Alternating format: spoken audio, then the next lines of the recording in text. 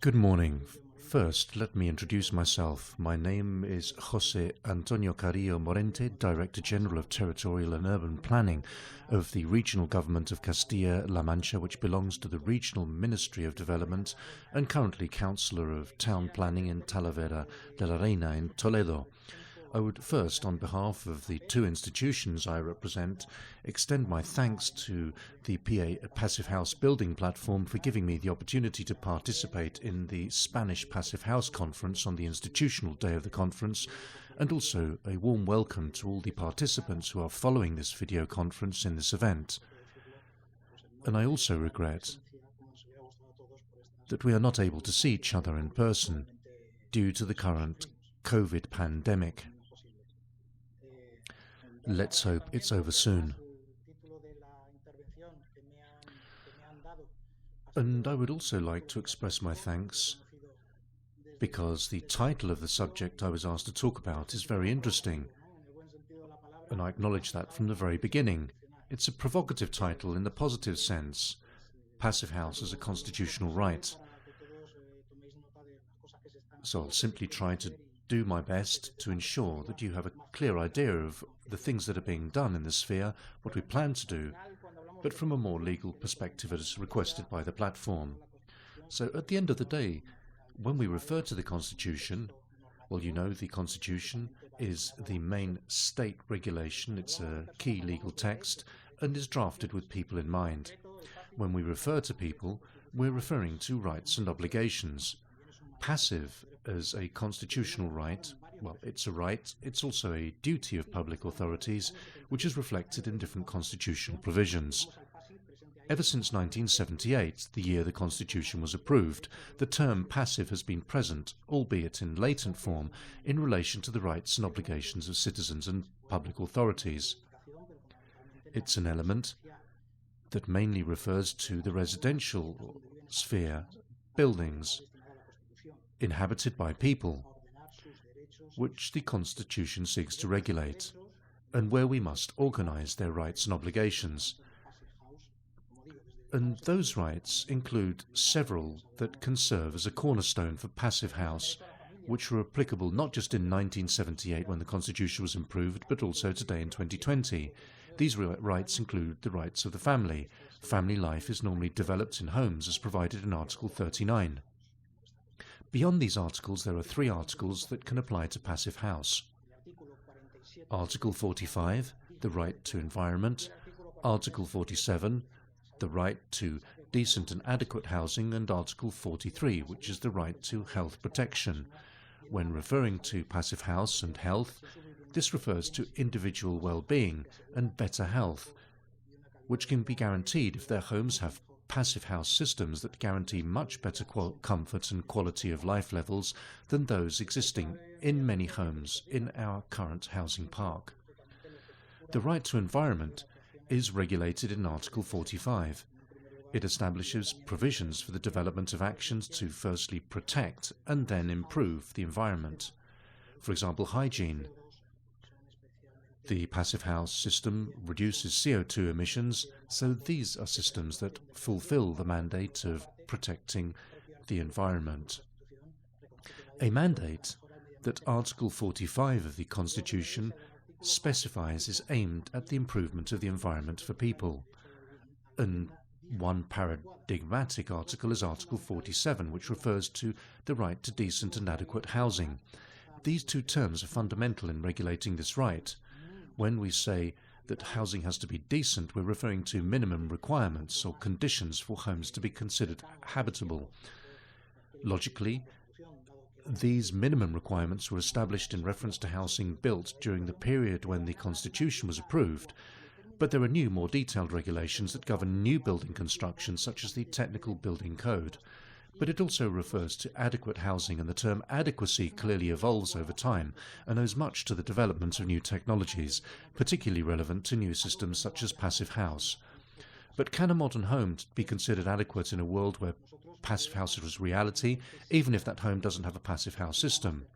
A home that does not provide almost zero energy consumption, that's just a reflection. We sincerely believe that if those technologies are possible, which are increasingly available and practicable and a reality in all our territory, then we are moving towards a right to adequate homes in which we try to achieve that goal and address the paradigm. Otherwise, we would be building decent but not adequate homes. But these are provisions related to constitutional rights, but in a more supranational sphere. It is more important to mention that today we are influenced superlatively by all content of the 2030 Agenda and the Sustainable Development Goals. These constitutional precepts already mentioned are inferred in many of the Sustainable Development Goals, the SDGs, which, as I said, must be embedded in all policies of signatory countries of this agenda. To give you an example, from a social perspective, having an adequate and above all decent home is inferred in SDG 1. No poverty, the elimination of poverty. Those of us working in public housing know that all citizens must have access to a decent and adequate home. That's one of our objectives as public authorities. But there are many other goals, mainly linked to the right to environment, which are contained in this list in the 2030 Agenda. And all of them are perfectly identifiable with the technologies to be used in the construction of almost zero energy consumption buildings. For example, SDG 7, affordable and clean energy, SDG 12, responsible consumption and production, SDG 13, climate action, SDG 15, life on land, ecosystems, and finally, from an urban planning perspective, SDG 11, sustainable cities and communities. This transcends the urban sphere. It's also particularly relevant in rural areas, hence the importance of these links. So as you can see, all these regulations, principles and agendas also materialize in more recent initiatives such as the Spanish Urban Agenda. And logically, one of the clearest examples are zero energy consumption or passive house buildings. Having said that, logically, a law cannot be more than a declaration of objectives, but those regulations need to have a practical reflection in the life of citizens to be effective. Otherwise, they would be merely inspirational rules or codes of practice, and therefore would end up being closer to white papers than binding legal norms, such as our Constitution.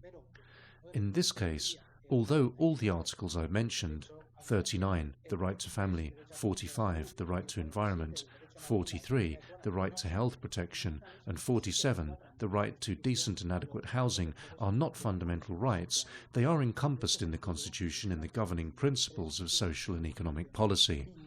In this sense, as provided in Article 43.1 of the Constitution, they are binding on all actions of the public authorities, regulatory and executive authorities. In other words, not just the legislator at state or regional level, but also they're binding on public authorities entrusted with implementing policy, namely governments at all levels, state, regional, and local.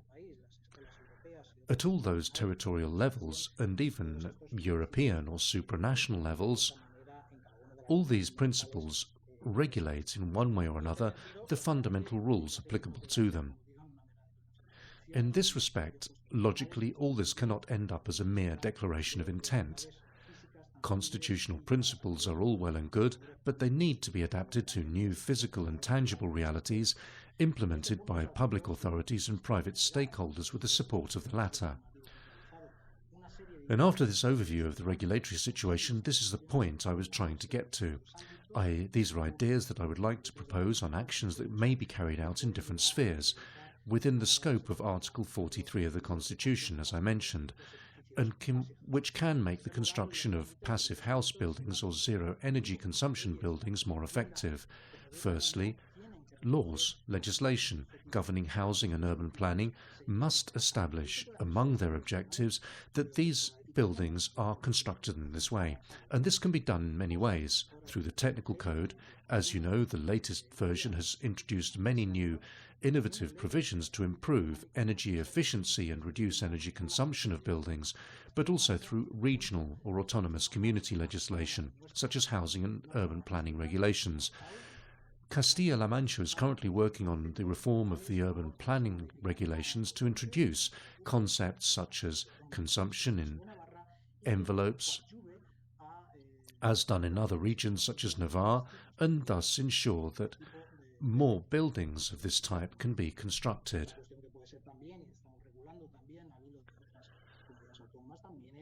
Also, another thing that we are regulating, in line with other regions, is that these exterior envelopes in refurbishment projects in buildings can incorporate public spaces, which is important to improve mobility. So there's another sphere, the regulatory sphere. It's also important, but it can also be developed in other more executive policies.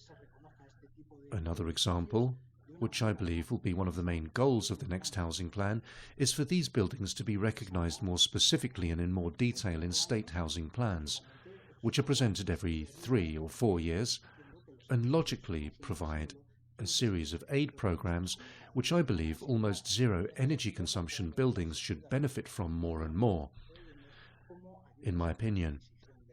And they can benefit from aid for construction of such buildings and also for the purchase of passive house buildings.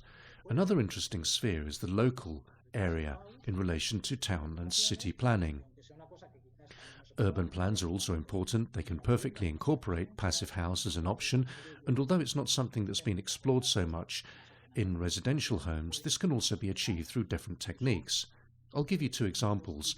Building authorizations can include these requirements that are typically established in passive house beyond the requirements established in the technical building code, or reservations of land or plots for, let's say, state-subsidized buildings as defined by local councils, specifically for residential or buildable land, and in such projects assign a given percentage to homes that are pH compliant. And to conclude, it's important to mention tender specifications and conditions published by public authorities and related entities, both for buildings and plot development, because these can also include passive house criteria, as we're already doing in Castilla-La Mancha, based on experiences in other leading communities such as the government of Aragon, which has successfully developed projects in municipalities such as Teruel or Saragossa. So as you can see, a set of proposals, and eventually all seek this common goal, namely the improvement of energy efficiency, our planet, the life of our citizens in different spheres, at regulatory, programmatic or program and housing policy level, all at state, regional and local level. Well, I hope that this short conference has been of interest, aroused your interest and made you to reflect on different aspects in relation to these different projects. And once again, I would like to congratulate the Passive House Building Platform for this initiative and for being the true leaders of this housing system. Because logically, now there's plenty of experience in such projects. We believe it's here to stay. Enjoy the conference. I hope you find it fruitful, and my best wishes from Castilla-La Mancha.